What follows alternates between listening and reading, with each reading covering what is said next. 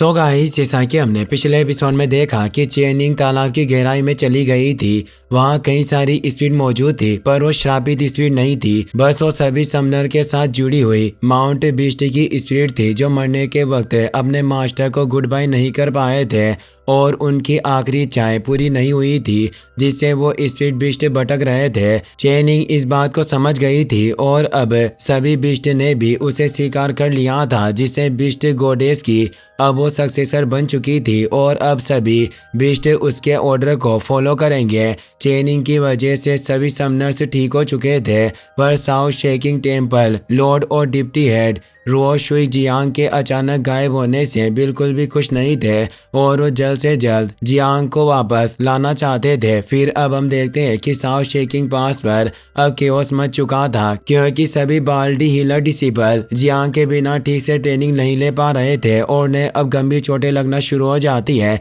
जिससे south shaking पास का पूरा मैनेजमेंट बिगड़ चुका था। रुओ शुई इससे परेशान हुई एक सर्वेंट से कहती है कि 3 दिनों के अंदर उस जियांग को वापस लौटना होगा, वरना मैं उसे बहुत ही अच्छा सबक सिखाऊंगी। अब जियांग वहां आ चुका था। उसके टकले सर की वजह से एक तेज चमक फैलती है, जिससे रुओ शुई को पता चल गया था कि जियांग आ चुका है, पर जियांग अजीब सा बर्ताव कर रहा था और वो तभी से छिप रहा होता है। वो बोलता है कि मैं चुपचाप अंदर घुस जाऊंगा और किसी को मेरे ऊपर शक नहीं होगा। वो एक पिलर के पीछे छिप जाता है, पर रुओ शुई उसके सामने आ जाती है। जियांग इससे काफी डर जाता है। रुओ शुई उसे कहती है कि जियांग, तुम इतने समय से कहाँ थे? जियांग सोच में पड़ जाता है और ऐसे रिएक्ट कर रहा था जैसे उसे कुछ याद ही ना हो। वो कहता है कि मेरे पास करने के लिए कुछ इंपॉर्टेंट काम थे। रुओ शुई उसे पूछती है कि तुम किस तरह का काम कर रहे थे जो तुमने मुझे और टेम्पल लॉर्ड किंग को भी इसके बारे में नहीं बताया।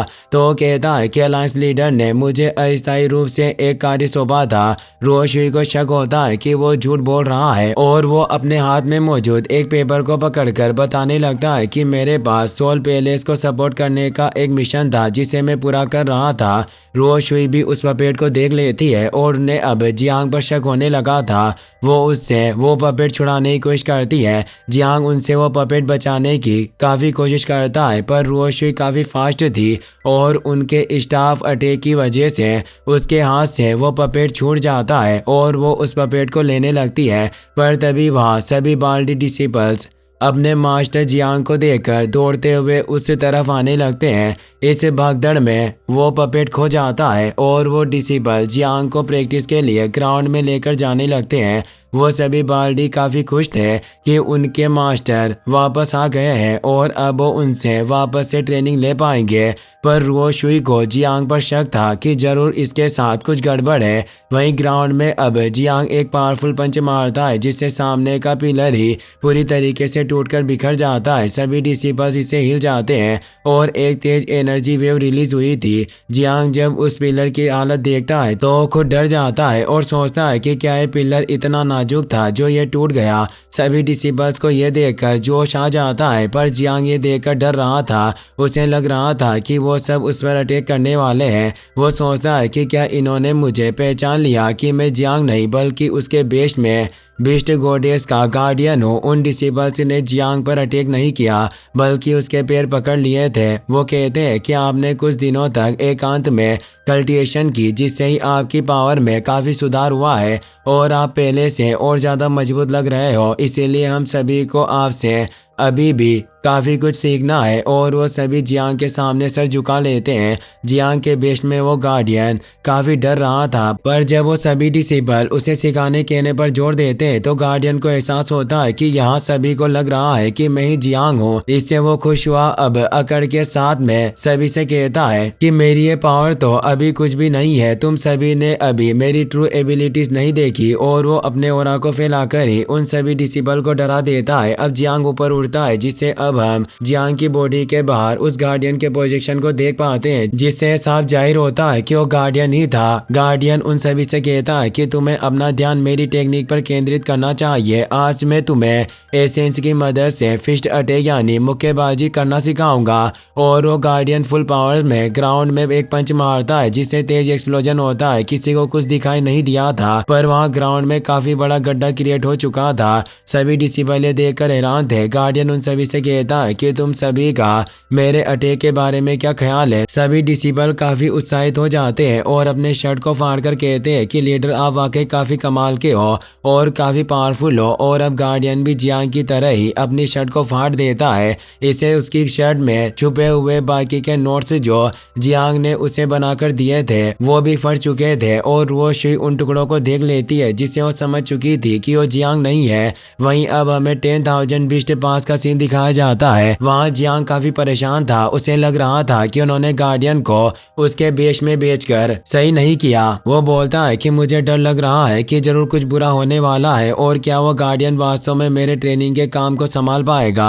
चेनिंग उसे कहती है कि वो गार्डियन ने अब साउथ शेकिंग पास में डिसिबल हीलर ग्रुप की लीडर पोजीशन को अच्छे से संभाल लिया होगा। तुम्हें टेंशन नहीं लेनी चाहिए और इसके अलावा और कोई रास्ता नहीं था जिससे हम तुम्हारी प्रॉब्लम को सोल्व कर पाए। अगर हम उसे वहां नहीं भेजते तो तुम्हारे टेम्पल लॉर्ड तुम्हें कभी भी हमारे पास नहीं आने देंगे और वो गार्डियन कभी भी अपनी पहचान उजागर नहीं करेगा और ना ही अपने काम से पीछे हटेगा, क्योंकि मेरे बिस्ट गॉडेस का सक्सेसर बनने की वजह से उसे मेरे ऑर्डर मानने होंगे और वो बिल्कुल भी लापरवाही नहीं कर सकता। साथ ही मेरे ग्रैंडपा की वो सीक्रेट ट्रांसफॉर्मेशन टेक्निक भी काफी पावरफुल है जिससे वो कभी भी अपने असली रूप में नहीं आएगा।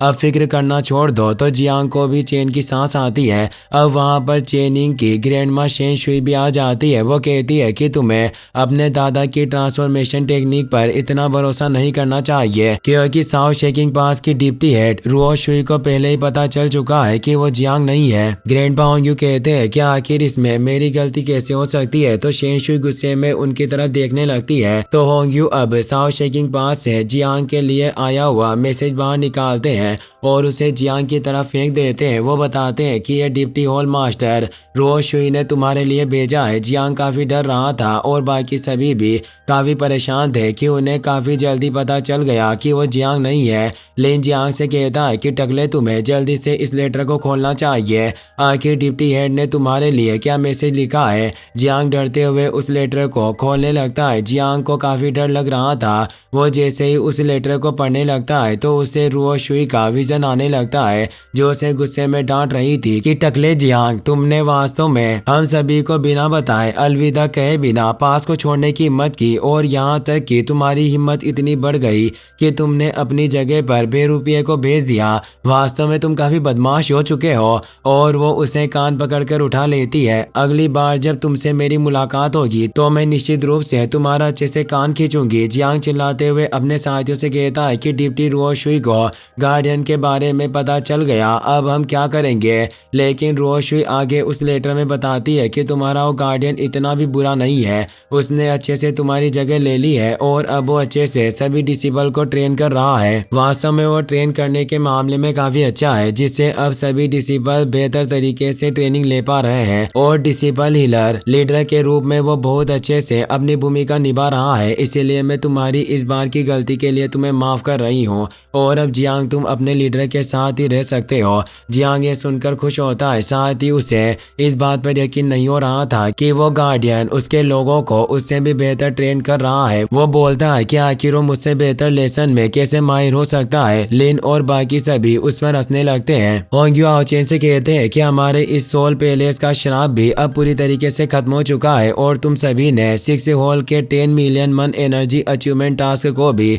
पूरा कर दिया है। इसीलिए अब तुम्हारे डीमन हंटिंग टीम का आगे क्या करने का प्लान है। जियांग जोश के साथ कहता है कि हम निश्चित रूप से अपनी पूरी कोशिश करेंगे और एक एक करके सभी डीमन गॉड पिलर को नष्ट कर देंगे। आओचेन बोलता है कि डीमन गॉड पिलर को नष्ट करना वाकई में हमारी टीम का लक्ष्य है, लेकिन अगर हम अलायंस के मुताबिक काम करना चाहते हैं और डीमन के इलाके में अंदर गहराई तक जाना चाहे तो उसके लिए हमारे पास एक रास्ता है कि हमें अपनी ग्रुप को टाइटल लेवल के डीमन हंटिंग ग्रुप में प्रमोट करना होगा। जियांग ये सुनकर चौंक जाता है क्योंकि ये सबसे टॉप लेवल की टीम रैंक थी। लिन कहता है कि title level demon hunting group की अगर हम पूरे अलायंस में बात करें तो केवल फॉलन डीमन गॉड टीम और D9 heaven proud world team ही है जो अभी तक टाइटल लेवल के डीमन हंटिंग ग्रुप बन पाए हैं और इन दोनों टीम के मेंबर सभी 9 लेवल्स के पावरफुल पेटिशनर हैं और उनके लिए डीमन क्लेन में प्रवेश करना एक खुले ग्राउंड में घूमने की तरह है और उनके पास ही सुप्रीम ह्यूमन स्ट्रेंथ है जिससे वो डीमन लॉर्ड फेंग जियो को भी